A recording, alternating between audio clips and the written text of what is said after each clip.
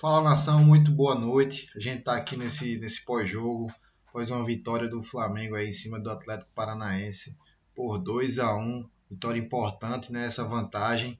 E vamos decidir na próxima quarta-feira, lá em Curitiba, mas bastante confiante. Então vamos acompanhar aí o pós-jogo do Linha de Passe, canal ESPN Brasil. Créditos e link na descrição. Se inscreve no canal se não for inscrito. E bora lá pro vídeo.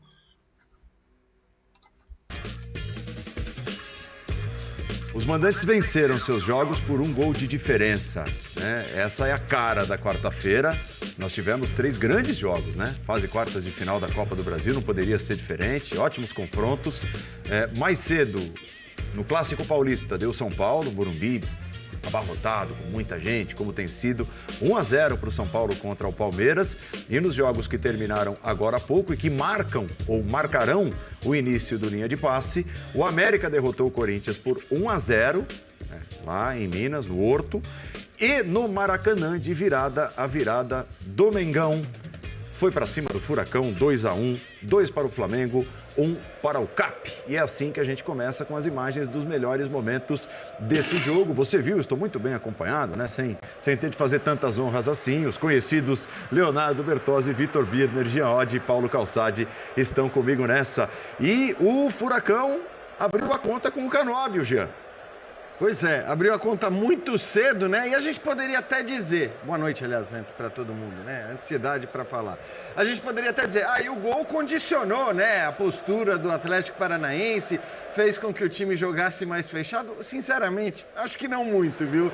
Eu acho que o gol só reforçou essa ideia que o Furacão já tinha de jogar fechadinho, de não dar nenhum espaço para o Flamengo. Conseguiu, acho que, executar essa proposta muito bem no primeiro tempo, né? Porque o Flamengo teve quase 80% de posse de bola e praticamente não criou chances na primeira etapa. Mas é muito difícil você jogar assim por 90 minutos contra um time com a qualidade que tem o Flamengo, né? Qualquer erro técnico, qualquer erro de desatenção, qualquer pequena falha que você cometa no jogo, você está sujeito a oferecer uma oportunidade para um time que tem jogadores de muita qualidade. E o segundo tempo, acho que foi um segundo tempo em que o Flamengo aí de fato sim conseguiu criar as oportunidades para virar. Um Flamengo que no fim das contas, pelo volume de jogo que teve, pela pressão que fez no segundo tempo, acho que acabou merecendo a vitória. E um Flamengo que, tudo indica, vai ter como grande reforço para essa segunda metade da temporada um jogador que não é exatamente um reforço, que é um jogador voltando ao seu elenco da melhor maneira, que é o Bruno Henrique, né? Acaba entrando e fazendo gol. Acho que todo torcedor já queria que o Bruno Henrique entrasse antes na partida, né? Porque, de fato, é um jogador que tem uma capacidade de decisão, uma capacidade de quebrar linhas, mesmo que ele não tenha o espaço, né? Porque é um jogador que funciona muito bem com a velocidade, ele entra e acaba fazendo o gol da virada. Claro, está tudo aberto. Os 4 jogos das quartas de final da Copa do Brasil estão abertos. Mas talvez por essa diferença, acho que da qualidade técnica dos jogadores, talvez eu olhe para esse jogo como aquele, eu não vou nem dizer mais encaminhado, mas como aquele, vamos dizer, em que o time que venceu leva aí a maior vantagem para a sua partida de volta. Tudo bem, Vitor Birner? Tudo bem, Paulo? Boa noite a você, Jean, professor Calçade, ao Léo, aos fãs das fãs do esporte. Eu acho que esse gol do Bruno Henrique é uma coisa muito simbólica, né? Porque quando ele vai entrar em campo, a primeira coisa que a gente pensa é quase um clichê do futebol, o Bruno Henrique entrar e fazer um gol, porque é um cara muito identificado, tem toda a história da recuperação que torna a volta dele mais emocionante. Já falei isso 500 vezes, acho o melhor jogador do Flamengo em 2019, o melhor futebol que o Flamengo mostrou em muito tempo. É um cara que joga pela esquerda, que tem velocidade, que sabe jogar por dentro, que entra na área como centroavante, que tem muita mobilidade, que tem um entendimento enorme com a Arrascaeta, que com o tempo vai recuperar o entendimento com o Gerson. E ele fazer o gol de virada, no jogo de Copa do Brasil, um jogo duro. Eu concordo com tudo que o Jean falou. Acho que o Atlético não ia para cima, acho que o gol só reforçou a ideia inicial do Atlético. No primeiro tempo, o Atlético marcou muito bem, um ferrolho. No segundo, um erro do Maddson. E na hora que ele faz o pênalti, um erro de leitura do lance, né? De entender que vinha alguém por trás, de entender o que acontecia ao seu redor. A cara dele denuncia o pênalti. Né? A cara dele é a cara de... Por quê? Né? Dava para ter feito outra coisa. Aí faz 1-1, entra o Bruno Henrique, o Flamengo vira o jogo. Acho que taticamente o time, óbvio, ainda precisa evoluir. O próprio São Paulo deve falar disso na entrevista. Acho que o segundo tempo foi um segundo tempo bom, o primeiro tempo nem tanto. O primeiro tempo eu quero elogiar o Atlético, porque marcou com maestria ali com a sua linha de 5, depois uma linha de 3 que acaba virando uma linha de 4, deixando só o Vitor Roque mais adiantado, às vezes o Canóbio para puxar o contra-ataque. Time muito bem estruturado para o jogo, um time duro de ser vencido, um time que compete em qualquer torneio no nível muito elogiável. Achei que teve um grande jogo e uma vitória justa.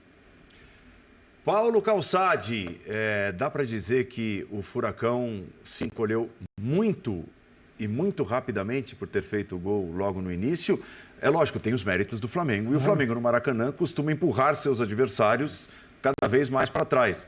Mas foi até uma opção ou uma escolha, foi o que o jogo nos mostrou, do Furacão, né, se encolher sem conseguir contra-atacar, basicamente dizendo, depois de ter aberto 1-0. Olá, Andrade. Olá, companheiros. Olá para você que nos acompanha. É que o primeiro tempo reforçou todas as convicções do Atlético, né? Você leva o Atlético para o vestiário falando, tá tudo certo. Primeiro, os 3 zagueiros. Tinha Zé Ivaldo, Thiago Heleno, Pedro Henrique. Então, 3 zagueiros. Os laterais, fechavam os laterais, o que acontecia? O Flamengo descia com Wesley, batia. O lado esquerdo é muito forte, então o Eric, lado esquerdo. O Pedro Henrique estava ali. Você olhava, aparecia o Canóbio. Parecia mais Mas que todo mundo. O Canóbio Canóbio tá na meia-lua. Doidão, então, Vitor Bueno, cara, voltando. Negócio que o São Paulo não conseguiu ver isso no São Paulo. Vitor Bueno voltando lá. Então, era um Atlético... Esquivel, que fez um bom jogo na estreia, né? Também. Super preparado para barrar aquilo onde o Flamengo é melhor, né? Porque o Flamengo joga com um campo bem largo. Então, Ayrton Lucas com Gerson, com Arrascaeta, era um setor muito mapeado pelo Atlético. O primeiro tempo reforçou isso, porque é um Atlético compacto. Como estrutura de jogo, ele é um time afinado. Você não vai ver ele assim, desgarrado, cheio de espaço. O Flamengo, nossa, no primeiro tempo tinha alguns retornos assim, incríveis, cheios de espaço. Porque o Atlético acreditou que poderia fazer o gol assim, fez. Numa bola que talvez, se o Flamengo colocar, pode até colocar a culpa no gramado, se quiser. Porque o que faz a bola? A bola vem, quica, o Pulga, a bola quando quica no Maracanã, você não sabe para que lado ela vai. Você não pode falar assim, a bola quicou no Maracanã, a gente vai ver, ó, a bola é esse lance? Vamos lá. Pipoca, daqui a pouco volta. aparece, olha lá, quica, ela ficou, cai nas costas dele. Quer dizer, você também pegar o Pulgar e crucificar, porque a bola aqui que vai para trás dele. E o Atlético está pegando a defesa do Flamengo correndo para trás, que é o grande drama da defesa do Flamengo. Quando o Flamengo tem que fazer a transição defensiva nessa velocidade, porque está sem a bola, aí é uma coisa que é problemática. E está lá, todo mundo correndo para trás e gol do Atlético. O Atlético vai para o vestiário nesse cenário e fala, tá tudo certo. Só que aí o Flamengo... Você consegue tirar hoje um Bruno Henrique do banco de reservas e ele marca o segundo gol. Porém, esse gol aí, o Madison comete erros. Essa zona onde está o Mais gol, de um, né? a gente chama de funil.